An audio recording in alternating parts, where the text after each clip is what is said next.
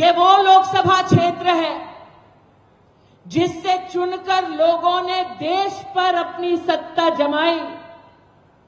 ये वो लोकसभा क्षेत्र है जिसमें कुछ लोगों ने भाईचारे की साइकिल भी चलाई, लेकिन इस लोकसभा क्षेत्र में पिपरी गांव में कटान की समस्या में जब गरीब किसान की जमीन नदी में बह जाती थी, तब ना साइकिल काम आई ना हाथ वाले काम आए।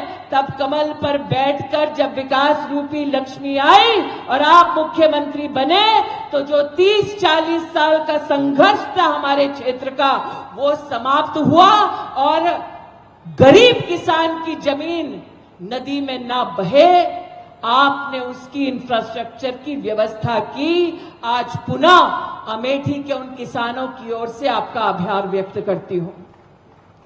ये वो इलाका है जिसने कई दिग्गज नेताओं को सत्ता की कुर्सी पर बैठे देखा, दिल्ली में और लखनऊ में उनके घरों में रोशनी देखी, लेकिन ये क्षेत्र वर्षों वर्ष अंधेरों में रहा।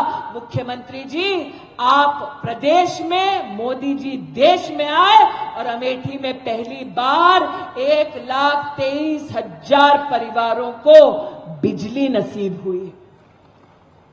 ये वो क्षेत्र है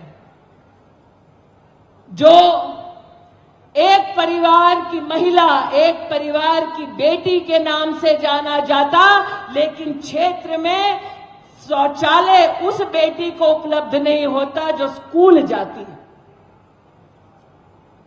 आप जब प्रदेश के मुख्यमंत्री बने, नरेंद्र भाई जब देश के प्रधान सेवक बने, तो जिस पूरे लोकसभा क्षेत्र में मात्र 40% शौचालय उपलब्ध थे बेटियों के लिए स्कूल में, आज उस क्षेत्र में 100% व्यवस्था बेटी के सम्मान में आपने कर दिखाई। ये वो क्षेत्र है जहां पर कुछ ऐसे लोगों का राज रहा जिन्होंने देश की संसद में बार बार ये कहा कि हम मनरेगा के माध्यम से क्रांति लाएंगे, लेकिन दिया तले अंधेरा। यहां 3% लोगों के हाथ को भी काम नहीं मिलता था, आज 2 लाख से भी ज्यादा हाथों को काम मिला है मनरेगा में।